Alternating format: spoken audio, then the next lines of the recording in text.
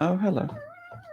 Oh, yeah, we're doing meows now. Leeds United have just lost 2-1 to Coventry City, which is not ideal. It's the end of the unbeaten run in 2024. It was a fairly disappointing performance as well, which I'm sure will be a little bit more worrying for everyone. And ultimately, we need to assess the issues to find out what went wrong against Coventry City and how we can resolve it going forwards. Quick disclaimer, 2 quick disclaimers. One, I'm currently recording this at like 5 in the morning because I have work starting like now, so I will be quite quiet. And in addition to that, this isn't me sort of saying, we're screwed, we're never going up. This is just trying to point out the issues, not a wider comment on what's going to happen for the rest of the season, because I'm not going to go ahead and predict that sort of stuff. And I think our issues particularly started with the early goal.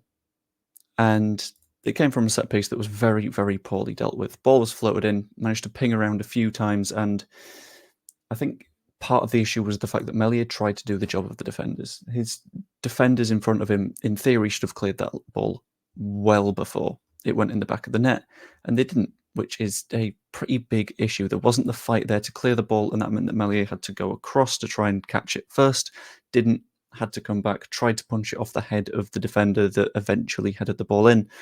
But there are 3 or 4 other defenders in that situation. I think Patrick Bamford and Junior Firpo were there for the header that went in. Might have been Archie Gray that didn't get it clear, that could have done something beforehand and didn't, which is a pretty big issue, and that completely changed the complexion of the match. If the match would have went how it did for the first 7-8 minutes, I think it would have been completely fine because it was very open. Archie Gray had a fantastic chance early on that he didn't put away, but that's not the way that things evolved.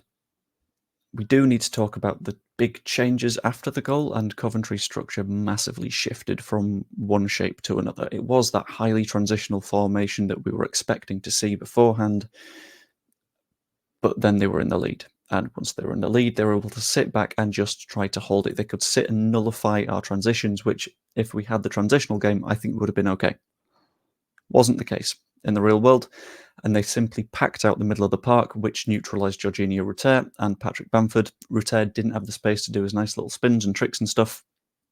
There weren't the balls going into him, and Patrick Bamford, as much as he liked to try and do the movement-y stuff, it didn't work out, and we ended up trying lots of long balls over the top, which he didn't beat the defence to, which isn't great, to be honest with you, and we didn't do what we could have done in terms of winning that match because of that early goal. In addition to that, they doubled up on Crescencio Somerville, which a lot of teams are doing now. They know that he's the threat, but we didn't adapt to that by using Dan James as much as we should have done. If we would have done that, I think we look significantly better for the rest of the match, but we didn't. We ended up sort of struggling, not quite getting the ball into those dangerous areas, and when Dan James got the ball in the dangerous areas, he was pinging balls across time and time again.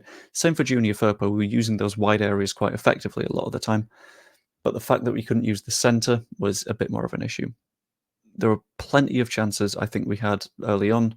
If we put them away, things changed, but that didn't happen, and we didn't adjust quickly enough. It was incredibly effective defensive work from Coventry, and they created their chances on the counter, and our chances were effectively minimised by a team that was really good, and I'll be honest, deserved all 3 points. And we also had issues in the midfield here. Kamara is still visibly struggling from that illness. It might be the case that he's recovering at the moment, but you could tell he wasn't quite on the pace. He was taking a little bit more time over his decisions, wasn't as clear as he has been in the past, which is a problem.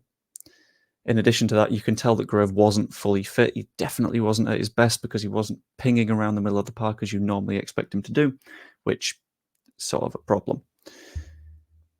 And the early booking didn't help his cause at all.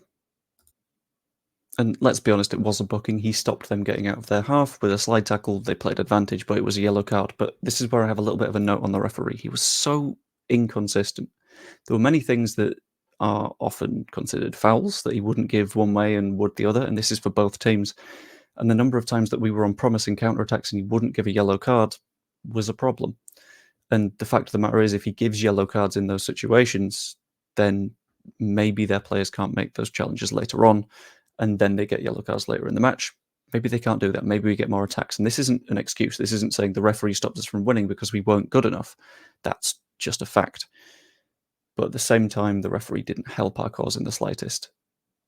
And with a different referee, maybe things go differently. It's hard to tell, but I still don't think we were good enough to win because we also had problems at the front. Patrick Bamford, for example, was visibly off the pace. You know I like Patrick Bamford. You know that this is a conversation I have time and time and time again. The fact that he does a lot of work challenging defences.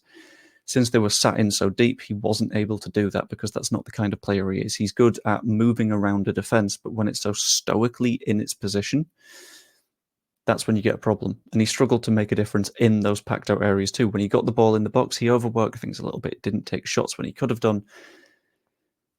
And in that case, I think there's a conversation to be had about Mateo Joseph, but I'll get into that in a couple of minutes. I think Rute was equally limited in those tight spaces. Yes, he was able to sort of hold the ball, lose the ball, hold the ball again, and play it off for Peru for our goal. But he did struggle more than he sort of excelled in those areas.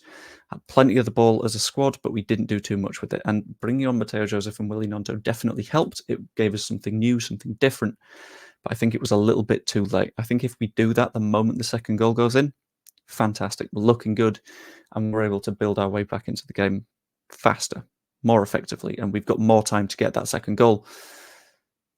But that's just one of the things that we can change for Sunderland. And there are plenty of those. I think what we need to do ahead of Sunderland is focus on building fitness. Getting Kamara and Gruev fully back fit, I think, is more important than getting them in team training right now because they know what they need to do. They've done it for game after game after game after game this year. It's just about making sure that they can do it because they have the fitness to do it, and that means not overworking their muscles. In addition to that, we might need to consider making some changes in the side. For example, I think adding Roberts at right back was something huge in this game because it brings that little bit more attacking impetus. We're better going forwards once we have Connor Roberts on the pitch because Archie Gray likes to invert a little bit more. Connor Roberts likes that width, and I think we look better there. In addition to that, bringing in Willy Gnonto could bring us something new as well. Gnonto likes to cut inside, whereas James prefers staying wide. If you're playing Roberts with Gnonto, you've got someone overlapping, you've got someone cutting inside.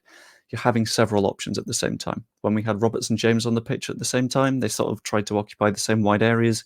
Didn't quite work out, but we still got plenty of chances.